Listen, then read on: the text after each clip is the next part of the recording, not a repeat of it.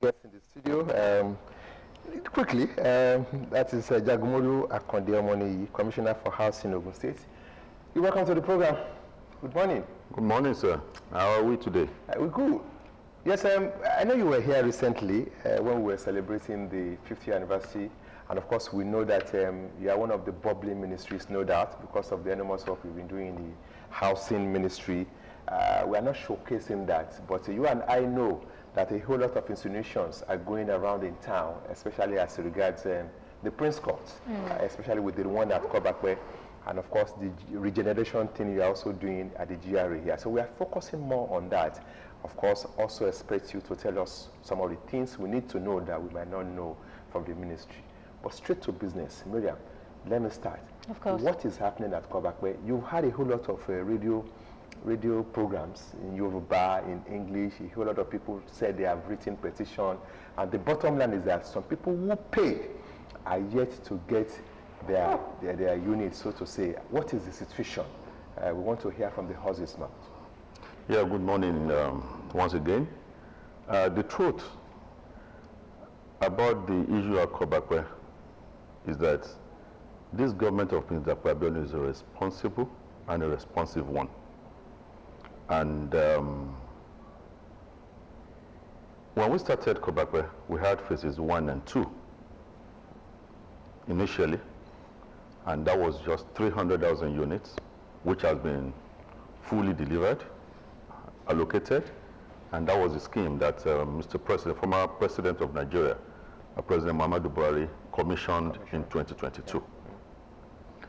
But because that project seems to be fast delivered, truly affordable, and is a world-class development, so many people tend to fall in love with it, and the project was oversubscribed.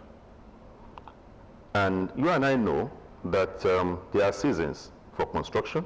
There are seasons when you have to tarry a while. Yeah.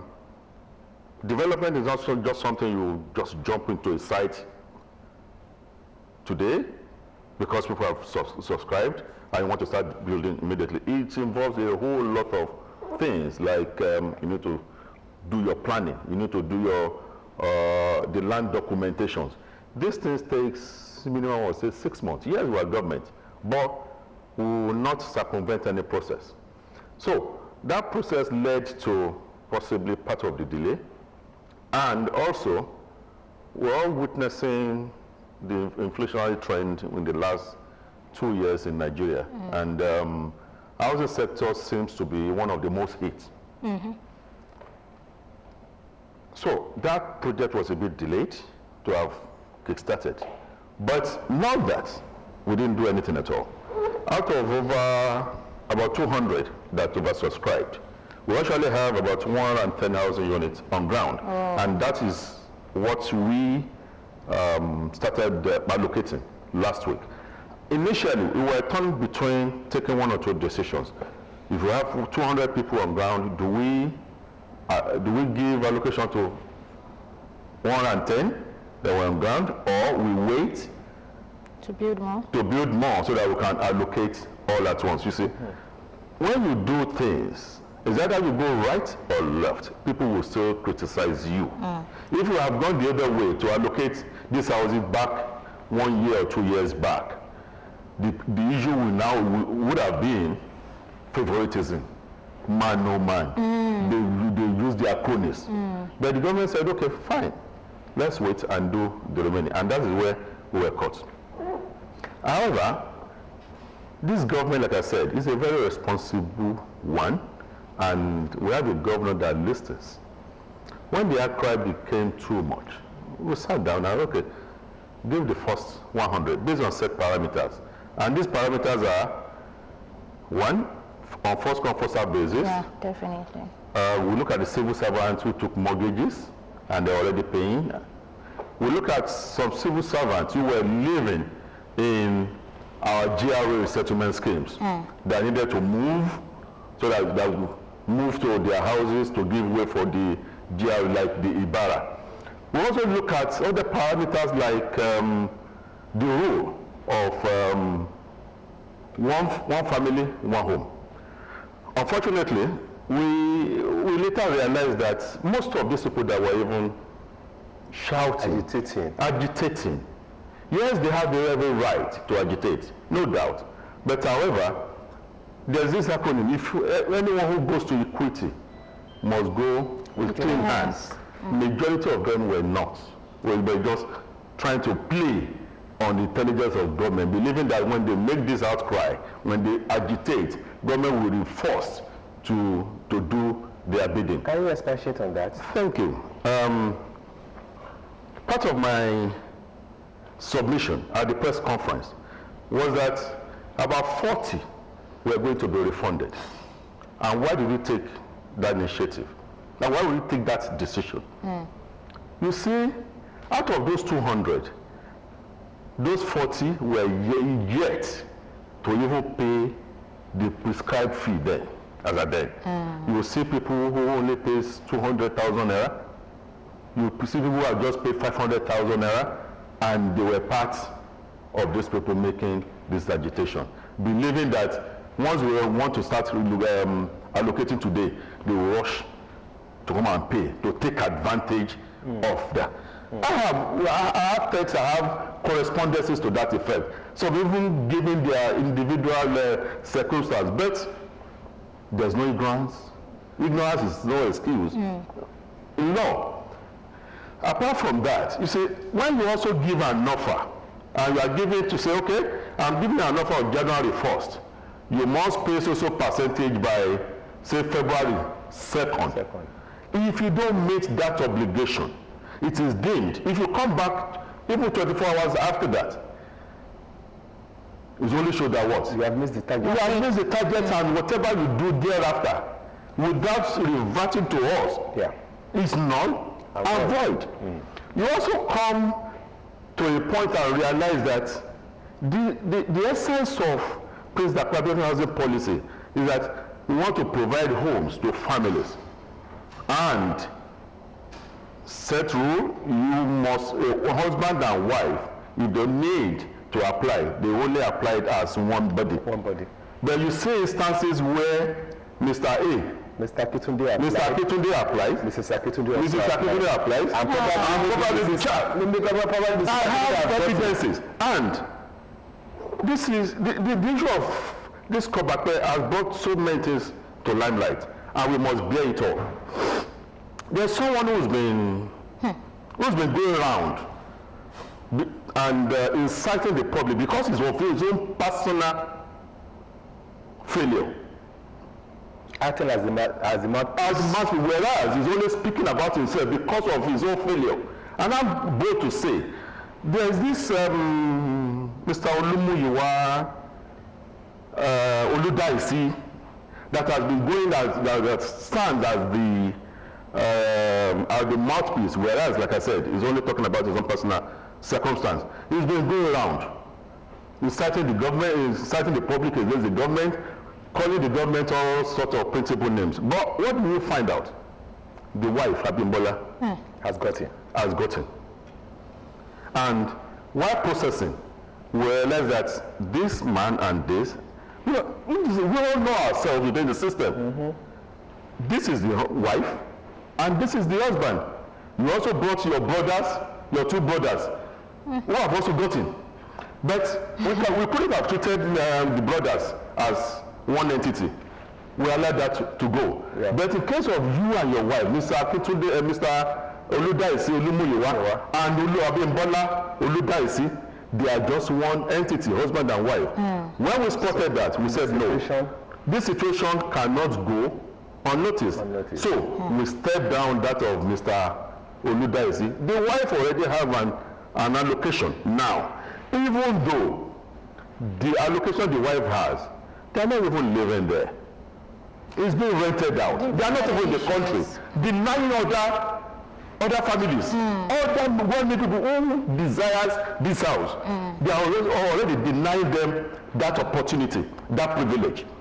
So they are both relocated abroad. The house they even got is under. They're renovating now to rent. There is there. They want to rent it out. Okay. So I think rather than castigate us, this Mr. Olumuyiwa ought to have even come to our office to say, I've heard before the law, what do you want to do for me? Please make an appeal. Rather than calling us printable names. Aside that, this man in question did not remit the stated fund as at when due. So if you look at issues like that, we have about 20 that falls into this category. So in fact of 200, we have allocated for over about 110. We've refunded like about 40. We have another 20 who have just been identified as not meeting up their target as at when due. We only left about 30 shortfall. I think this government deserves a part to say, okay, we have taken the bull by the horn, and this is how far we are going. However, the current reality in Nigeria today, we're all witnessing it. Driving down here, NNPC, you could see long queues. What brought about that is because of what? Removal of subsidy that we've witnessed since when? Since last year. Announced last year. Even though the former president said that since beginning of 2023, there has been no what? There's no subsidy. Yeah. We all face it in all areas of our economy. I'm sure we all know that. House rent have gone up. Yeah. Price of tomato, pepper, everything has gone up. Gas is no longer within the reach of the common man. There are so many examples like this. And that has also affected us in the housing industry. Cement, we know what it was, we know what it is. Bitumen, we know what it was, we know what it is. Plants, aluminum roofing sheets, all lot of this. However, when we started this scheme, when the state government was selling at 5.5 million, the federal government was selling at about 15 to 20 million. What happened? Same unit. Same unit. Same design. Same design, everything. What happened? It's because we had a very magnanimous governor that subsidized this cost of housing. One, you cannot build a house with about 5.5 million and have all these common facilities. Go to Kobapeku, go to Kenta, go to Jebode, go to Ilaro, you see world-class road facilities that are put there. Is it the same aggregate of the 5.5 million that we have used? The answer is no. Government has always subsidized and fully funded the provision of infrastructure in these estates. Let's talk more on that funding. Yeah. You know, just like you've clearly stated, that the core objective of this scheme is to provide Nigerians living in the state affordable housing in the environment. And we can't take financing out of the equation. So for this particular scheme, what kind of financing is open for this scheme? We have the mortgage, the federal mortgage rate, which is, you know, very accessible with this scheme. Yeah, thank you.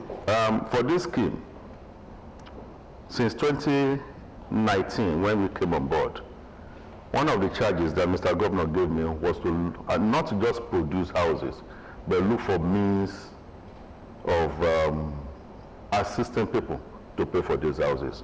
And luckily, I was on the board of Gateway Mortgage Bank, and one of the few initiatives that we brought on board was to midwife a synergy, a funding synergy between relevant agencies of government. We made representations to family homes, we made representations to Federal Mortgage Bank, Nigeria Mortgage Refinance Companies, and so on. Luckily, we got about 4 billion naira mortgage funding from Nigeria Mortgage Refinance Company. I actually led the team to Lagos, and we secured that deal, and that is what was provided as on-lending facilities to almost all the subscribers that desire to have mortgage. The mortgage came at a single-digit rate and a long-tenured one. So depending on your individual circumstances, you could get mortgage for say 10, 15, 20, 35 years. Like I said, depending on individual affordability. So this was readily available, and Ogun State people that get into these schemes becomes very, very easy for them to have access the housing need. And that's one thing that that we have provided, that we're not doing. And that was why they were rushing this housing. Yeah, because scrubbers. Yes, exactly. Because you don't actually have to have the whole cash in your pocket to buy into this. We provided the leverage through Gateway Mortgage Bank. Yeah, to clear more here, Honorable Commissioner, it's a quick one. In spite of this unforeseen situation, which I know, whether we like it or not, the government will bear the brunt, as you have explained. The new allocations that is going on now, after the hues and cries, nobody is paying a dime more than what is supposed to pay. Thank you. I have to comment there. For the provision of the houses, nobody is paying a dime for it. However, I mentioned earlier that the infrastructure was what? Fully subsidized by the state government.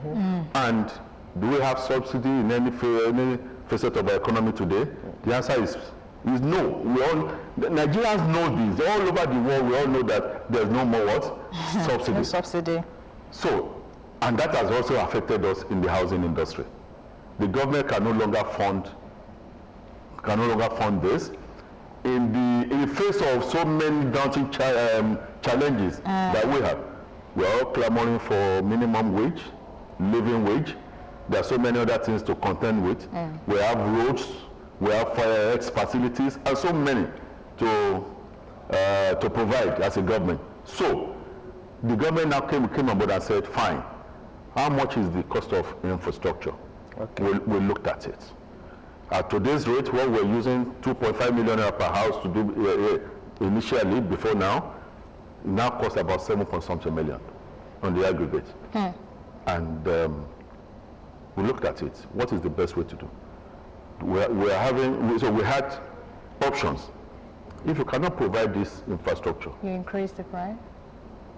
do you want to refund the There must money? still be roads, accessible roads. There must still be. You cannot have your house without having accessible road, water, electricity, and so many drainage. Are you spreading that across those who have been allocated and those who are about to be allocated? Thank you.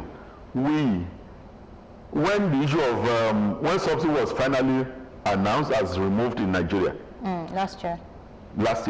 those that had benefited from subsidy, what happened? Well, they have, that is stark reality. So that made some people multi-billionaires, right? Nigerians benefited by way of these, palliatives, whatever. But the truth is, you cannot go back and say everyone that has benefited over the last 5 years. That one is gone. But definitely for the new ones, we are bearing it. that's to bear the brunt. That is where we are, and the government has said, okay, fine. If the cost of infrastructure is over 7 million naira, okay, I cannot close my eyes for my people. Let me do 50%. That is still a very large. The other 50% spread it. And that's why I say, okay, fine. And you pay for it before allocation. Well, we have don't even done the allocation. Okay. We have only given you a letter. So, okay, fine. So house has been allocated to you. Okay. But the cost of infrastructure, you have the house, but you cannot live in the house without the infrastructure. So this is how much a fair share of cost of infrastructure is, and you pay it over time. We put a proviso that said, okay, you must pay that within 60 days. Okay. Because God forbid, if another inflation jumps up now, and what we are budgeted, it's meant we are budgeted to buy at 7,500, goes to about 15,000. Are we want to come back again? Commissioner, before we go to the regeneration scheme at one quick one here. What lessons have you learned from this experience? And this is where I'm going. If not for the situation and there was economic boom, you would have built all the houses. Maybe more would have still be coming to pay because there are more to be allocated. Now, but because of the situation you found yourself, you had to go into a whole lot of screening to discover that even if you have to allocate, it should be for those who actually deserve it. That tells you that maybe in the past, some individuals through proxy have been getting this type of advantages. Some even have 4 or 5 houses through proxy. So what lesson? It's an eye-opener. And it only shows that we have to up our game. We have to introduce some other reforms. We need to be more stringent in decisions as per allocation. And apart from that, we're also working behind to bring in what we call an IT solution to it, such that if by the time you provide your details, your NIN, and everything, we will be able to know who this person is, and if he's family related, whatever, we'll be able to know. Yeah. Because, truth be told, you may not achieve 100% success because you are working with people. And the type of Mr. Oludaisi, who is be seen to be to not be truthful, you may not be 100% have a full proof, because as you are looking for a way to make things happen, so I'm already looking for a way to circumvent it. But you still get somewhere. You still get somewhere. And again, when those of us criticize government today, but I want to put to our people, if you have that type of a person at the helm of affair, what you will do worse. And we see cry foul. I say government is not this, whatever. But whether you within yourself, within the confine of your home, you're already breaking the rules and looking for a way to circumvent the system. And sadly. And it's too sad and too barbaric. I don't know. Let's go to. Okay, go ahead. Yeah, you know, if I wanted to ask this question in general, because it feels like not just Ogun State, some part of the country currently experience a housing crisis. And in Ogun State, we also cannot take that out. And I think these are the reasons why schemes like this are, you know, created to salvage the issue. And you've made mention of some challenges you've had to face. And I know discussing it like this will help people understand that they have a role to play in helping you fix your challenges. So I want you to still talk more a bit on the things you face, even as government agencies. You can't do it all. You suffered some of this and it's not easy on you. But when there is collaboration from the people, the community, it is much easier to perform your role as a commission. So let's talk about the challenges that you have experienced over the years in this scheme. Very good one. Link that to the degeneration. Okay, thank you. Because I know that you have also talked, before, that people should see the advantage of what the government is trying to do in Okelewo, rather than criticizing government and bringing emotional issues on board. Thank you. The major challenge you have is that where you're trying to build a society, some people are sitting somewhere ready to pull it down. Because they feel, one, they don't like your face. Two, they don't like your guts. They don't like your guts. Say, who is this man? Who is this person? Also, maybe because of political affiliation, personal interest, people tend to pull it down.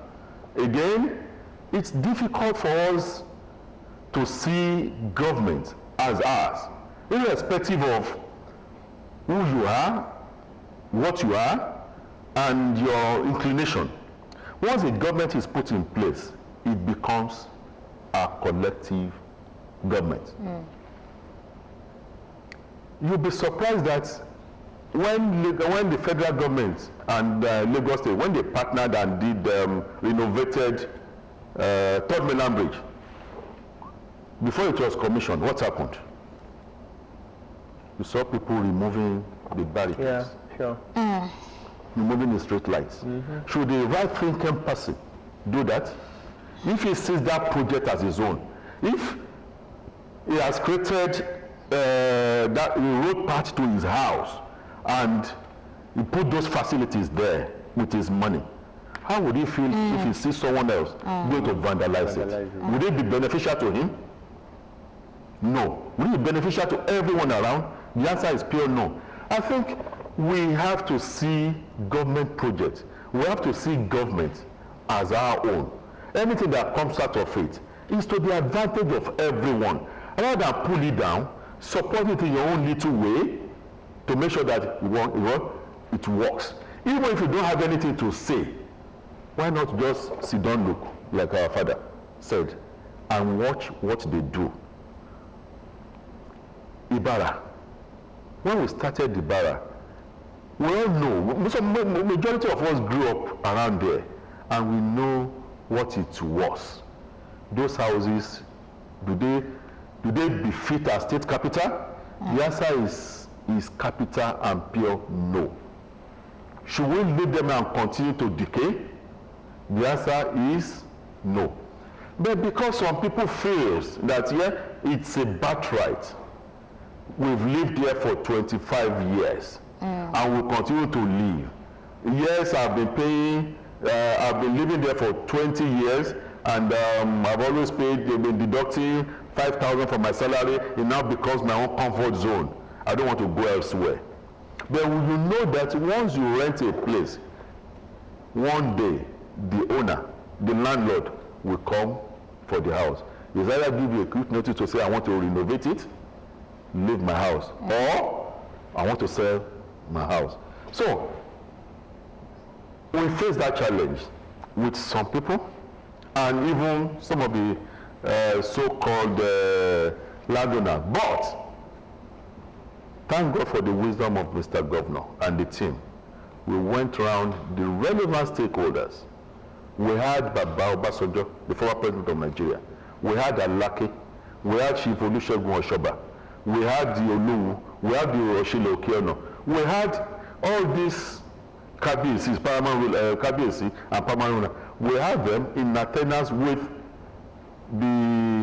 their councils, and we jointly took a decision that yes, there's no going back on this, because it will give us another Ogun State. When people come into Ogun State, they want to see our Adire, they want to see our Olumo Rock, they want to see this Osugbo, whatever in Jebu, they want to see Ubatu Gunde's.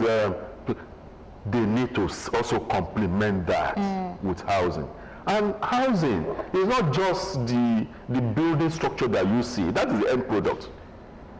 You need to also look at the value chain. The value chain from who starts pegging, who starts excavating, who starts the setting out, the mama supplier that want to drop sand, the food vendor that will be selling food for them. Even the POS operator is there by the side. Now we talk of the bricklayers, the carpenters, the roofers, the welders, the painters, plumbers, all these within the value chain that provides one service or the other. Let's project into the future now. When that place is completed, yes, looking at where we are coming from, yeah, basically the old ones were occupied by maybe civil servants, yeah, as low-cost housing, where they pay rent here and there. Yeah. What is the plan of the state government? Outright buy out, or to be rented out, looking at the middle-class workers still? What is the projection? Thank you. You see, when we look at our GRA, we have to compare likes with likes. So if you compare Ibara GRA, the closest one we can compare with is either Ikeja GRA or the Bodija in Ibadan. What class of people lives there? Okay. Let's be realistic. Today, as of yesterday, the Renewed Hope Housing Initiative was inaugurated in Ibadan by the Minister of Housing. Where? Along Alakia Road in Ibadan, not in Bodija. And what are they doing there? 1 bedroom, 2 bedroom, and 3 bedroom. Which people lives there? Who is going to buy into those schemes? The low income. Yeah. So you have to have a strata, the low, the medium, and the high. Yes. It's been like that since beginning. So because you have to look at the value of land you want to build on. Can I go to Ibara to go and build a 1 bedroom bungalow? No. It won't even pass the building plan regulation. Can you go to Ikeja to go and build 1 bedroom bungalow? Ikeja GRA or Ogun GRA? Can you? The answer is no. But if you can go to, they go to Ikorodu to do what? To build those houses. They go to Ogun, they go to Lasu Ojo Road, and so on. That is because by the time you want to build these houses, you consider what are the costs of land. And that determines the location, the people that will live in these places. However, why are we doing low and affordable housing in Ogun State, in all crannies of it?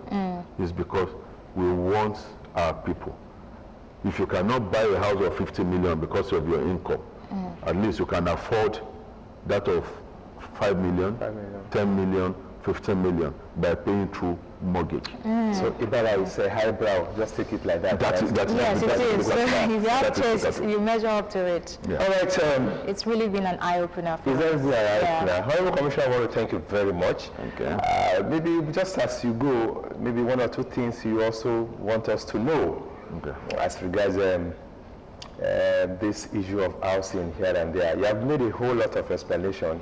I hope some nerves have been cooled, so to say, some freed nerves looking at your own explanation here and there. And you also touched about Ibara. Okay, Ibara housing estate as well. But of course, generally, your ministry, you look back, is another opportunity for you and say, yes, as led by me, we've been doing our best and we are getting the results. Thank you. To the glory of God, when we came on board, President Abeokuta said he wants to be very fair, he wants the government to be very fair, very deliberate, and we will remain focused. Irrespective of any distraction, the housing sector under my watch will remain fully focused and not be distracted by agitation or ranting of just one person that wants to pull down all the good things that we have done in housing. To the glory of God, since we came on board in 2019, this government has built more than all the housing built by previous administrations all put together. And that because we have the interest of Ogun people at heart. We want to open up Ogun State, and one of the catalysts we can open up the economy is through housing.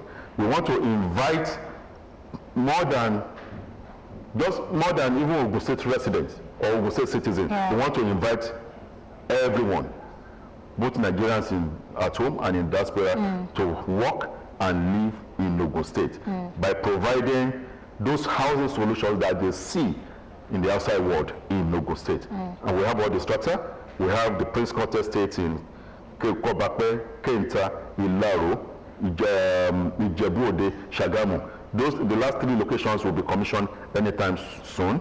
We have the Gateway Aviation Village in Peru that will complement the Abeokuta Airport ongoing, and that is already at advanced stage.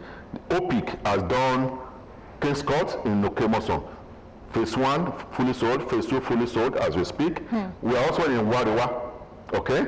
Aside the fact that the abandoned PNB estates along the Kobape that was abandoned in the last administration, we're having over 100 fine duplexes now that are already at advanced stage. Wow. So we are creating cities, not just housing. We are giving people more value. The house you bought 2 years ago at about 5.5 million is now worth about 20 million or 20.5 million. And that's the value we're giving to people. Estate? Yes. What's happening there? The PNB estate, as of today, we have over 100 houses, 100 duplexes that are already at roofing stage and completion stage now. And before now, it's just ordinary bush.